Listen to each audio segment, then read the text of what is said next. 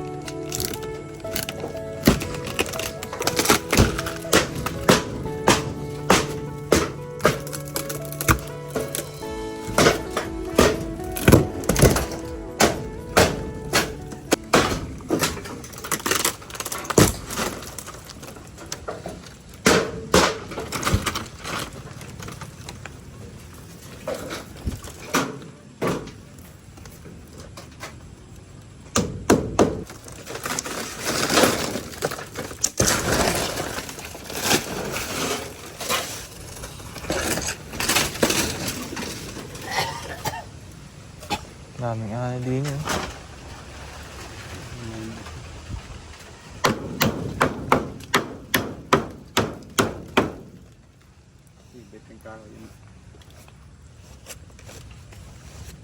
Tagal mo tayo.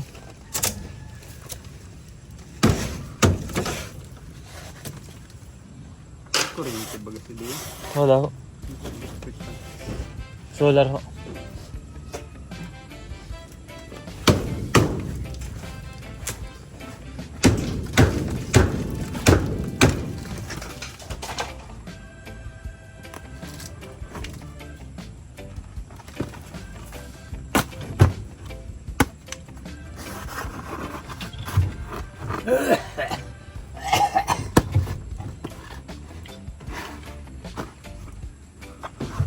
At meron nga ako nabiling pang-anay kaya bago namin lagyan ng plain sheet, in-applyan ko muna para din napamahayan ito. At ayon nga sa napanood ko, hindi mawawala basta ang anay sa bahay kung hindi mahahanap ang pinakang queen nito.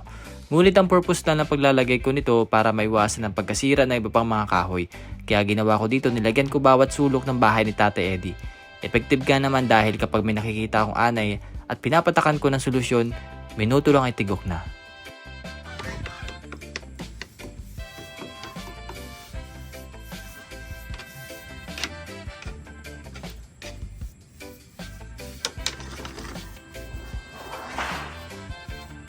Tay, shh. Baho. Baho. Doon muna ikaw.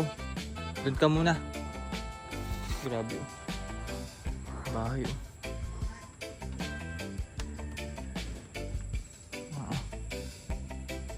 So, yung ibang kahoy naman pinalitan na namin. Kung pwede pa to. Pwede pa ito. Pwede pa naman. Kay bawi.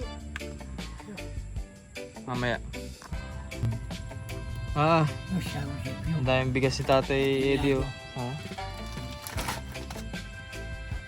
Bigas pa daw yun nasa ilalim. Kaya na kalahanay. Nakain ng anay.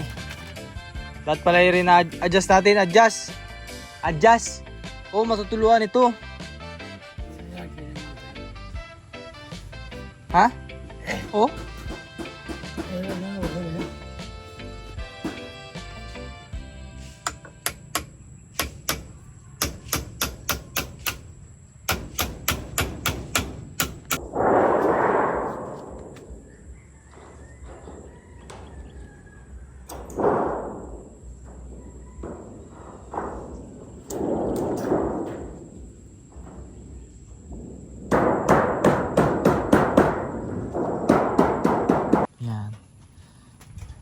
po namin lahat. Silipin natin. Ito yung mga lumang plywood. O, tingnan nyo yung mga bahayan yung pinakang plywood niya. O. Dead snow. Hindi na nagalaw. Tapos yung nilagay ko rin kanina dito. Yun o. Oh, dead snow din yung mga anay. Effective yung nilagay natin. So, ang gagawin naman ni Tate Eddie, kaya naman ni Tate Eddie mag-brush ng mga bawat kahoy. So, yun ang gagawin ni Tate Eddie bukas, no? Yung mga pinaglagyan ng bagong dingding na plain sheet. So, nilagyan ko, brinash ko yung bawat kahoy para hindi na pamahayan. So, ito yung gilid na. Okay na yung gilid niya. Hindi na namin pinalitan yung yero kasi okay naman yun. Hindi naman sira. Hindi pa naman tapos dyan kasi lalagyan pa namin ng yan, ng pinakang double wall para hindi man gaano mainit kapag summer. Meron din namang insulation foam yan. Ayan. Lagyan na rin ng insulation foam doon pa bago gawin yan.